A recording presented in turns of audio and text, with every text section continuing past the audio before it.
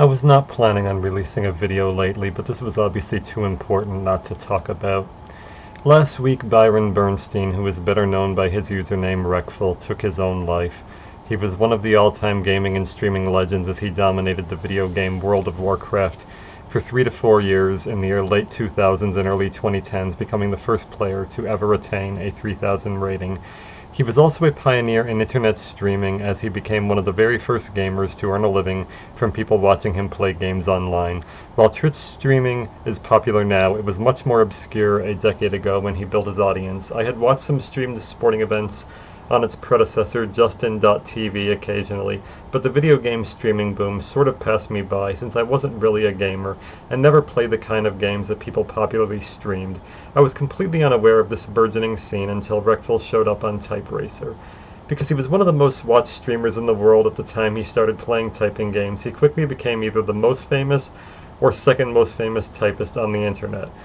It was either me or him. His YouTube video where he played on Type Racer against fellow celebrity streamer Tyler One became the second most watched competitive typing video on YouTube, and perhaps surprisingly his most watched video ever.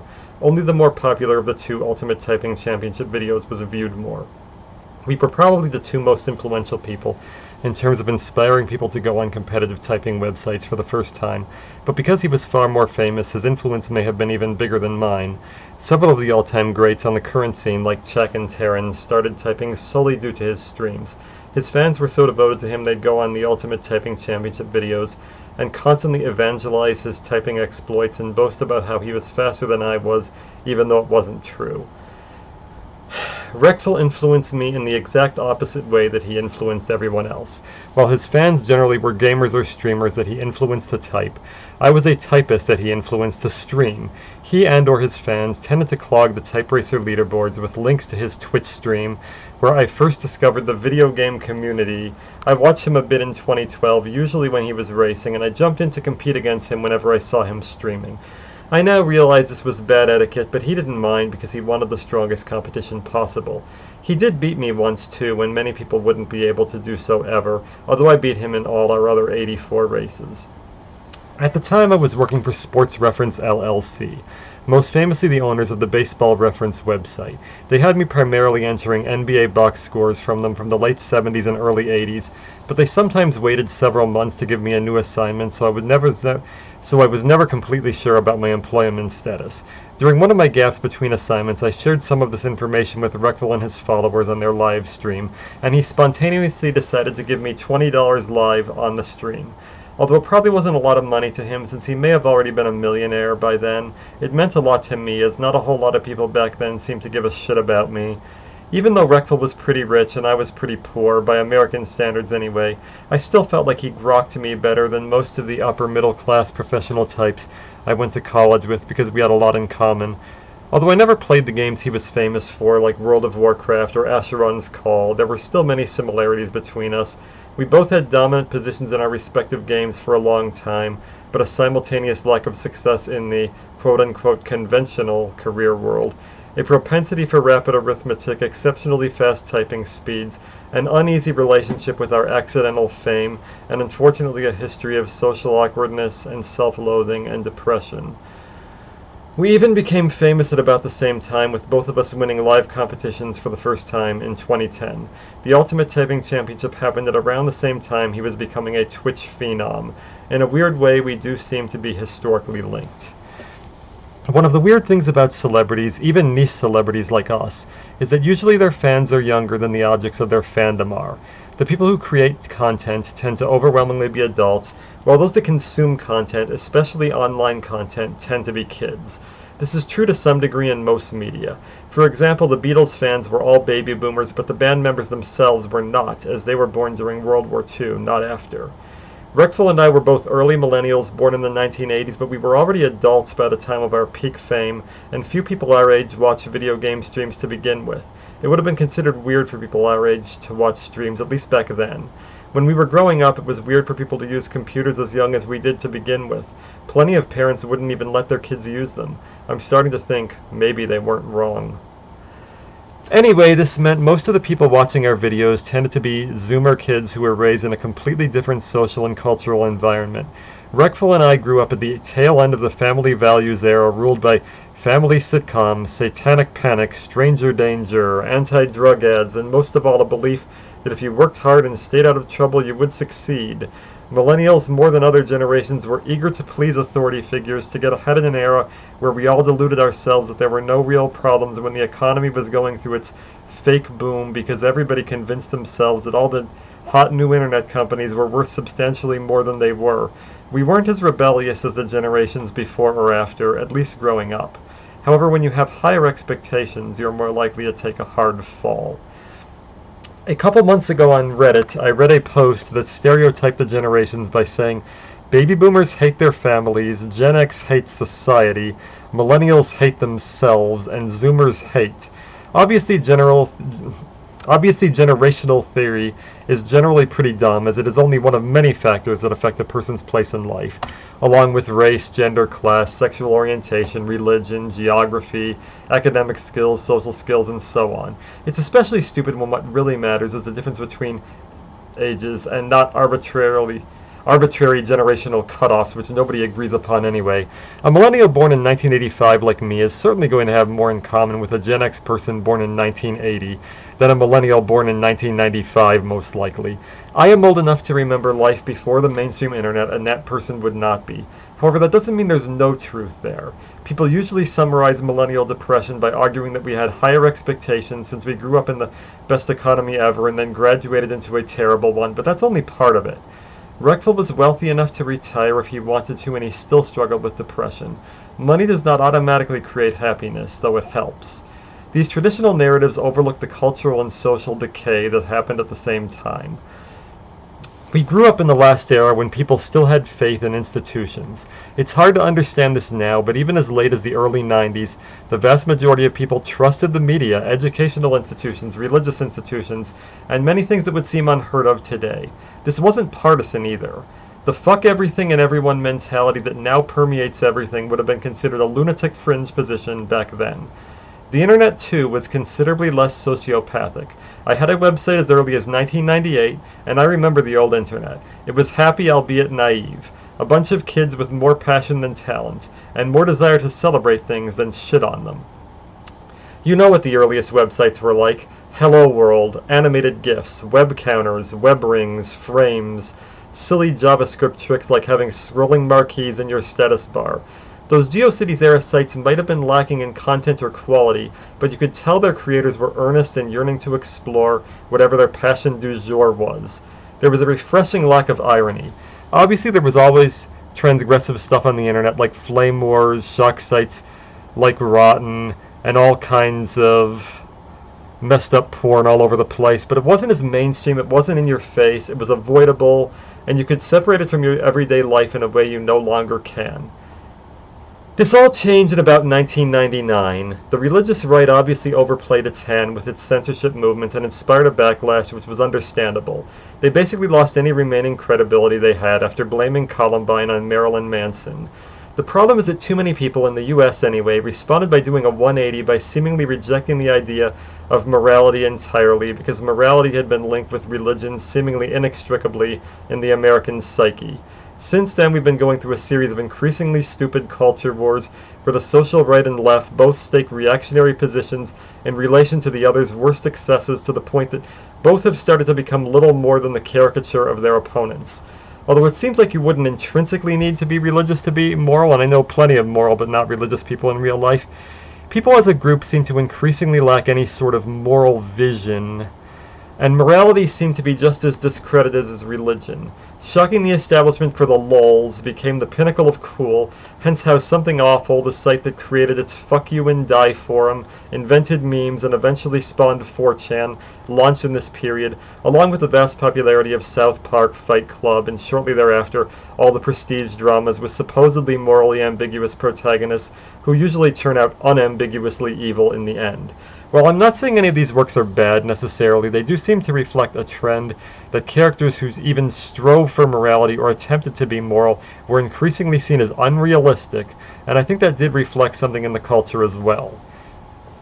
Being a millennial feels like slowly watching the world go insane around you. It wasn't that long ago that it would have been considered completely unacceptable to tell someone to kill yourself or die in a fire or call someone a rapist or a pedophile or the like, and now this mentality seems to be everywhere in the social media age, and seeming to expand to people's outer lives as well. The generations older than us, I think, are largely unaware this even exists because they probably for the most part haven't read YouTube comments or gaming chat rooms or the like. They're still probably primarily watching mainstream television. The generations younger than us have learned to adapt by not taking anything seriously at all. Everything's a joke until it isn't. Calling somebody a pedophile is like saying hello now. And then people wonder why those of us who grew up with the pre-nihilist internet are now extremely fucked in the head. People knew Reckful's older brother committed suicide, and also that Reckful himself had made suicide attempts. He was open about that stuff, but they still insisted on telling him to kill himself on his own stream content and made him cry. You've likely seen that video by now. A couple months ago, when I asked somebody on the Type Racer Discord, have you ever had people on the internet call you a pedophile or a school shooter? A person much younger than me replied, hasn't everyone? This is horrifying and tragic to me. That person failed to understand why anybody would take any sort of online comments seriously, and I think it's honestly one of the main clashes between millennials and Zoomers. We were earnest most of the time, and they were ironic most of the time. We take everything too seriously, and I don't exclude myself from that. I definitely think the internet and society in general was better when it was earnest and everything wasn't a snarky, ironic, self-referential joke in response to another snarky, ironic, self-referential joke in response to another. There's a reason Zoomers usually end up saying okay boomer to us millennials more than they do actual boomers. There are still normies in our generation who think this crap isn't cool. It's become the new silent majority, I think. Later generations seem to have much less of this. Being an asshole used to be something you at least got backlash for. Now it seems to be accepted, something to strive for, and even trying not to be an asshole is considered spoiling everybody else's fun. That's not to say neither Reckful nor I had asshole moments, because of course we did. But I wanted to say this because I think this generation gap is probably one of the things that made him so depressed. What both of us shared is that we were both admired by many for skills we both would have admitted were ultimately pointless, although he at least made money from his while I did not. But also that meant that we were flamed by others. We were just socialized in a different environment where people at least pretended to try to be decent rather than mocking the idea of decency. Remember when Google laughably had "Don't be evil" as its slogan? Sure, it ended up being a joke, although I feel the damage they inflicted on our society was less than Amazon, Facebook, or Twitter's, but it was a nice thought. As a result, we both take the kill yourself rhetoric way, way harder than someone 10 years younger who would be more desensitized to it as they grew up with it. I never talked to him about any of this, but I think Reckful saw the social decay as well as I did. It probably, in part, explains why he largely quit video games in his later years and switched to creating content like his podcast, Tea Time with Byron, and his game Everland.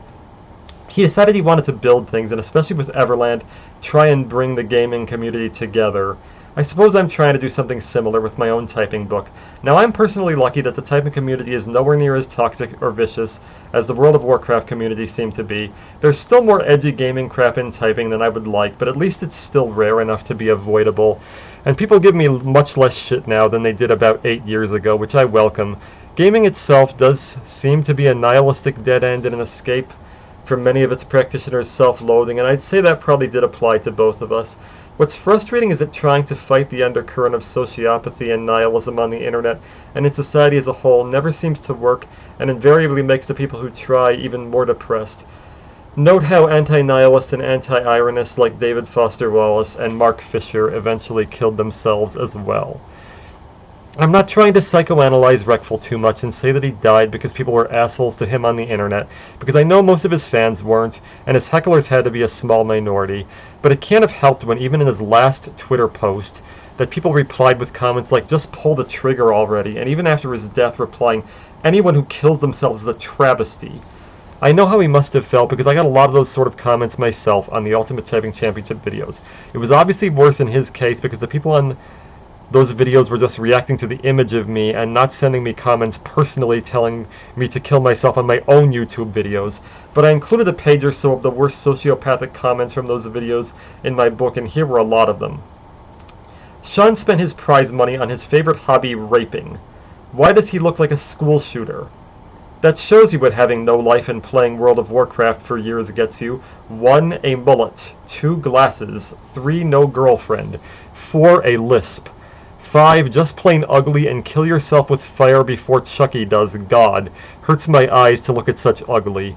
Pointless, and the retard with the glasses needs to drink a protein shake then kill himself. He looks horrid as fuck. And he looks like a rapist, a pedo, a school shorter, a serial killer. And he's only killed 6 people, 3 of which are in a freezer in his mom's basement. Before the contest even started, I knew the nerdy dweeb would win. LOL, he just looks like one of those guys in webcam sex chat rooms. The winner was a neckbeard pedophile. Yes, but how fast can Sean masturbate and pound a Mountain Dew? That would be the real feat. Sean is going to spend that $2,000 on WoW DLC, anime porn, and a Dr. Scholl's gel keyboard. I bet the bearded pedo could archive, encrypt, and hide his entire kitty porn stash in .0005 seconds or less. The virginity is strong in that one. Maybe he can use the $2,000 winnings to get himself a sweet prostitute. This is what happens when you have sex with your sister. I bet $10 that he hasn't seen a pussy in his life, cats not included. Great to see the pussy destroyer himself, Sean Rona, win another event. That guy is the biggest nerd of all time. He was getting a boner when people were clapping for him. I don't care if Sean won. He's a straight homo. The other guys seem normal. Only a guy who masturbates 20 times or more a day would be able to type that fast, LOL. What a cocky no-life. Bet he sits around all day playing video games and eating Cheetos dipped in lard.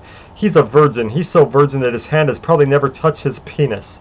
For a bit of background, our DOS keyboard champion is unemployed, lives in his mom's basement, collects Rubik's Cubes, and goes through a shitload of hand cream and paper towels every week. That dude's thick glasses, though. I wonder if he lives in his mom's basement and eats Hot Pockets and smells his own farts. By the look of the first dude, I'm not surprised he is that good of a typer. He probs lives in his basement chatting up virtual characters. Why do people behave this way? Well, I know why. Anti-social media applications such as this one reward engagement, and outrage keeps people coming back to a platform more than subtlety or nuance. Combine that with the wave of nihilism that ruined everything, both online and to a lesser degree offline, and you'll have a bad time. I've never made a suicide attempt or even come close, but I've had suicidal thoughts almost every day for the past decade or more. I wouldn't say it's because of any of these people, but I can't say it helped either. I know there are good and wholesome comment sections sometimes, but I do wonder if it would have been better if comment sections had never existed. They motivate people to try and get out the most cutting insult possible at their target, because the most obnoxious comments anywhere tend to get the most likes. Social media platforms ironically train people to be antisocial. Everybody wants that dopamine rush. Nobody thinks about the repercussions of what they say. And Rexel had it way worse than me. Those are obviously people who never thought I'd see the comments, while Rexel's cyberbullies were intentionally putting that shit right in front of his face. Is there anything we can do about this? Probably not. Any attempts at censoring anything always make the thing being censored cooler, which is why Prohibition, the war on drugs, and the PMRC failed. People have now grown up to expect everything is a joke and not to take anything seriously. As people have now lost faith in literally every institution, for obvious reasons, mind you, being cynical, nihilistic, and edgy is easier than feeling anything, so it becomes a lot of people's default state of mind. The social media corporations reward what creates the most outrage. Everybody is now becoming reduced to their worst traits and nothing more. The political establishment and the cultural establishment have basically been reduced to who can out-shock each other. Nihilism is rewarded. Believing in anything is scoffed at. It's great that Rechtel was trying to use his position as an ambassador for gaming to build a happier community in his game Everland rather than tearing everything down as some people do. But if it didn't make him happy, how much hope do the rest of us have? I'm sorry I got so political and pseudo-philosophical here. It's probably not what people want from me, but it's where my head has been for years, and I talk much more about these sorts of things in my book. I realize many of my fans are probably young people into nihilism and irony, and I don't mean to call you out. Although I'm not a fan of that attitude and lifestyle, that doesn't alone make you a jerk, and there are ironic people like Taryn that I like. I know there were other things that likely contributed to Rechtel's depression, like his brother's suicide and his dating relationships that don't apply to me because I never dated. But even though Rechtel wasn't one of my closest personal friends, more of an acquaintance, I do think I understood where he came from better than a lot of people and why he took stuff so hard, because I do think there's kind of a generational rift there that almost nobody ever talks about. If you want to help out, check in on Rechtel's other brother, the only one of the three Bernstein brothers still living. After what happened to both of his brothers, I'm very worried about him especially. I know it's not really my place. I didn't even know about Reckful's brothers until after he died, but Gary's got to be going through some bad shit right now. Both the gaming and typing communities took it hard, but we didn't even know him personally for the most part. I'd also check in on Jenna and Becca, his last two girlfriends, who seem to be getting a lot of shit on social media right now. Then again, I'm not sure whether it's our place. Something has to be done about asshole sociopathic internet culture, but I don't know what can be done. I guess it has to be made less cool somehow. How do you make something less cool? Beats me, I'm not cool. Anyway, I'll finish with this. Last September, I interviewed Reckful for my book, and I finished what I wrote about him in October. I wrote a chapter called Season of the Twitch, where I discussed the history of the streaming of typing applications, and most of the chapter discussed Reckful, Siglemic, although he has not gotten back to me with the responses to my interview questions yet, Terran, the clicking championship, and the typing match. I didn't write much about Reckful's battles with depression because I thought it would be intrusive, but I'm probably going to have to rewrite this at some point now. This stuff's hard to write about, as was the script for this video, so it might take me a while, but I'll probably upload a revised copy when Siglemic gets back to me. Anyway, here's what I wrote. Mike Sigler, who went by the vaguely scientific-sounding username Siglemic, a concatenation of the starts of his last name and his first name, was one of the pioneers of the speedrunning world. Speedrunners competed to determine who could complete a single-player video game in the shortest elapsed time. Siglemic specialized in Super Mario Bros. 64, where he completed the game in 1 hour, 44 minutes, and 1 second, a record he would hold for nearly 2 years. Byron Bernstein, who went by the username Reckful, a pun on the word reckless, was one of the most dominant World of Warcraft players in history. He was the first player to achieve a 3,000 rating in the game, was its highest rated player for 6 straight seasons, and won a live event for that game in 2010. But what both of them were really renowned for was streaming on the website Twitch. Both Siglemic and Reckful built up huge audiences playing their preferred games, and they were two of the first gamers to make a living solely from streaming. They made money both from fans paying to subscribe to them and from advertising, and in their respective heydays in the early 2010s, both of them were briefly the most watched players on the site. Reckful remained a top 10 streamer for years and is still one of the most famous personalities on the site, although his popularity has declined somewhat in recent years. Siglemic, by contrast, burnt out quickly as people lost interest in him after he lost his records, and he got bored with gaming himself and is now seeking a career in stenography, but I figured because they were two of the first commercially successful streaming gamers, they'd have a lot of knowledge on what makes some games and gamers succeed while others do not. And then I have a blank space here where I'm eventually going to write about Siglemic, but moving on to Reckful. Byron Bernstein was to some degree the gaming equivalent of what I am to typing. Like me, he was a real child prodigy in his discipline, playing his first Nintendo games at the age of 2. He primarily played console games until he was 10, but grew to strongly prefer multiplayer online computer games over single-player offline ones, because once you finish a single-player game, you get this feeling that all your time spent in progress made no longer benefit you. He began playing the MMORPG Asheron's Call at age 10 when it launched in 1999, and grew to become the best player in the game by 2005. But he did so at a time when the game was being eclipsed in popularity by more modern MMORPGs, so relatively few took notice at the time. Despite his gaming addiction, he was also an exceptional student academically. He had a strong aptitude for basic math and memorized all the powers of 2 into the millions, just like I did, and he was on pace to be the valedictorian of his high school until he dropped out at the age of 16 after a depressive episode. After that, for 16 hours a day, every day for years, he played video games and eventually started streaming himself and built a major following. Around the same time, he switched from Asheron's Call to the much more popular game World of Warcraft. Like many other gamers, Reckful was never formally trained as a typist, but taught himself to type at age 10 in order to participate in chat rooms for Asheron's Call. He never learned touch typing properly and does not use his pinky or index finger on his right hand to this day. However, he still uses more fingers than Eric Trider. He became renowned for using the keyboard almost entirely in his WoW streams, converting a lot of the actions for which people would normally use the mouse into keyboard macros, which no doubt helped him improve his keyboard dexterity almost by accident. Byron largely ignored the original version of WoW when it debuted because he thought Asheron's Call had better competition, but upon the release of a sequel version, The Burning Crusade, he was hooked.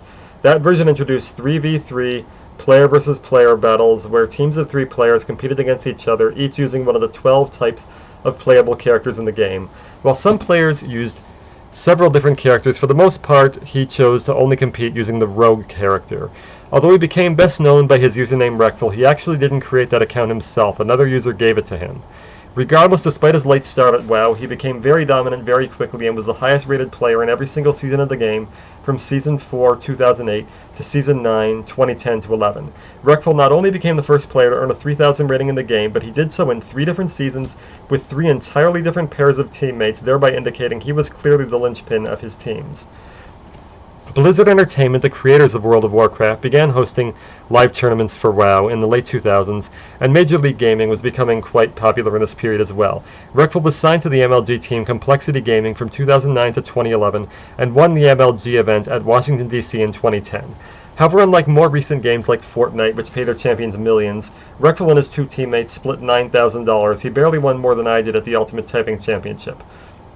Nonetheless, because he had mastered one of the most popular games in the world at the height of its popularity, in an era when the mainstream public was beginning to take games very seriously, and computer processing speed was now becoming fast enough for most first-world internet users to watch live video in real time, he captured a cultural zeitgeist that until then didn't exist.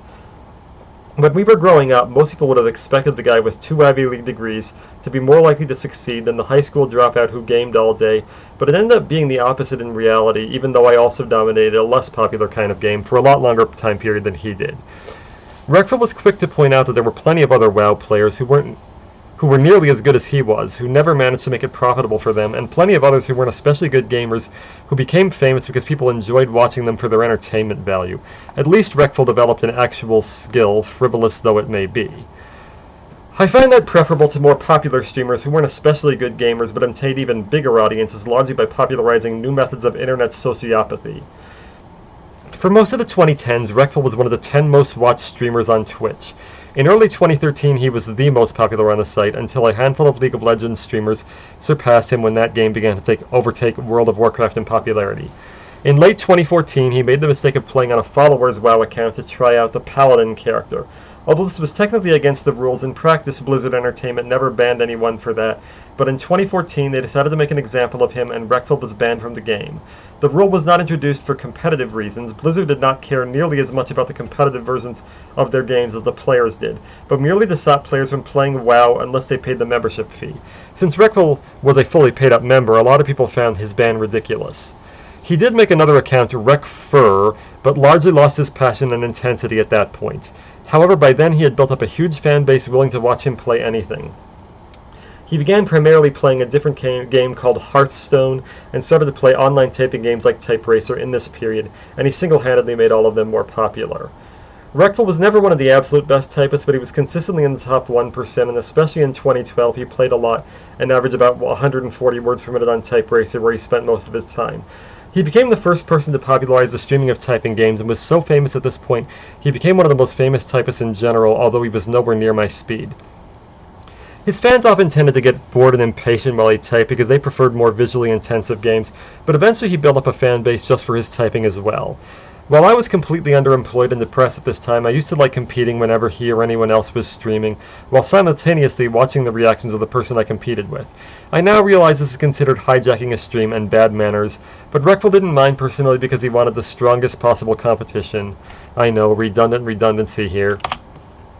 We chatted a bunch on his streams in the summer of 2012, and he even gave me $20 once live on a stream when I was flat broke at a time few people were there for me in real life, which I haven't forgotten. I was planning to quit typing entirely after the summer of 2012 because it had gotten so boring to me, so I did 50 races a day for months until I hit 10,000 races on the last day of September. He heavily promoted my, in quotes, last race on his stream, but I did come back several times and have done another 18,000 or so races in the 8 years since. 50 races a day would become my trademark even now on days when I compete because it only takes me about a half hour to do that. It gives me enough time to pick up speed since I'm usually not at my peak for the first races of the day, and I type for a short enough period so I don't have a chance of burning out and declining. Although Reckful almost entirely competed on Type Racer, he did hit up most of the other major typing sites at some point and even visited my own site live on his stream a few times. He definitely gave me a boost at a time I was out of luck and needed it, and I greatly appreciate that. However, I generally found his fans annoying. To be fair, I also found many of my own fans annoying as well. His fans were incredibly zealous and almost cultishly devoted to himself. typing 186 words per minute on Type Racer once, which was higher than my speeds at the Ultimate Typing Championship. Oh, sorry, I skipped a line. And almost cultishly devoted to him to the point of proselytizing his exploits all over the internet. They spammed all over the place that he was a faster typist than I was because he posted a video of himself typing 186 words per minute on Type Racer once, which was higher than my speeds at the Ultimate Typing Championship. Never mind that those texts were much longer, much harder, and typed in front of a live audience, and also that I had a 256 words per minute Type Racer video on YouTube by that point. His fans acted like he was a better typist than I was solely because of his World of Warcraft fame, and it grew exhausting for me after a few years of light comments. He was a very good self-trained typist. Few people can beat me at all, but I still had an 84-1 record on Type Racer against him. Reckful was so popular that a video of him competing on Type Racer against Tyler One, another famous streamer, attracted over half as many hits as the main Ultimate Typing Championship video, and was by far the most seen video on any of the major online competitive typing websites. He and his legion of followers did inject a level of passion to Type Racer in an otherwise down period for the site. What made him so successful that he became a millionaire solely from people watching him play games? The fact that he was one of the greatest World of Warcraft players ever was obviously a major part of it, but that alone does not make you the most popular streamer. I think part of it is that he was more gregarious and outgoing than the gamer stereotype. He also tended to be more open about his personal life than a lot of people would be. His fans knew they were getting the real Byron Bernstein and not some character he was playing. The rogue, which he used on World of Warcraft, was also one of the most popular characters in the game. He himself speculated that the games he played were more popular than typing games because people like to watch the visuals, and also argued that typing identifies the best players too quickly, while in an RPG it's harder to be immediately certain who will win a match. He felt people preferred to watch things that are more dependent on luck than skill. They were willing to watch Reckful typing because he already had an audience that would watch him do anything. It seems unlikely that any typist will be able to say the same unless they also master a highly visual game. In recent years, Reckful both games and streams much less than he used to. He's been more involved in a variety of creative projects lately. He edited his father Itamar's novel Reckful's Run and inspired the title, although that was spelled with a W, made a movie called Reckful 3, launched an occasional podcast called Tea Time with Byron, and is in the process of creating his own video game Everland. He is designing the game and striving to combine all the best aspects of games he's played in the past while removing the worst. Lately he's evolved from a great game player into a kind of ambassador for gaming, and he inspired a lot of people to follow in his wake. Although Reckful was nowhere near as successful a competitive typist as he was a World of Warcraft player, he was probably largely responsible for breaking typing games into the gaming mainstream. In later years, Noah Horn and Kathy Chang both told me that people talked to them about Type Racer on their respective college campuses, which honestly shocked me. My guess is a lot of those people probably grew up watching Reckful. And then I segue to Terran, and if you want that, you'll have to buy the book or subscribe to my Patreon. There's a lot of other big stuff going on, particularly a second Ultimate Typing Championship this summer, but I'll talk about that on a future video. That doesn't really fit in this one.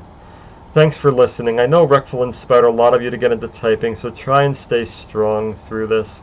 I admit that's easier said than done because it's affecting me, and I know I wasn't nearly as close to him as some of you likely were. And if you have a predilection of being a dick to people online, don't. Try to do better. Even I need to do better at that myself. I have a bunch of new Patreon subscribers since my last video. I'd like to welcome new Bronze tier subscriber Ben Lowe, one of my friends from the auto racing fan community. Silver tier subscribers Harold Dex Troxic and Aaron Adams, the greatest accuracy typist on the contemporary scene, who I profiled in my book. And new gold tier subscribers Matt Hamed and Richard Hoffmeyer, the latter of whom released the indie typing game Type Dreams last year, which included a cartoon caricature of me and most of the other famous typists of the last 125 years, and he was another person I profiled in my book. As usual, I'd like to thank my established subscribers as well, which include gold tier subscribers Keegan, Tim Jeffrey, Jash Poon, Alan McCreary, Sniffing Pickles, Ollie F, and Robot Butler, along with my silver subscribers Vichy and Fida. Good night, everyone.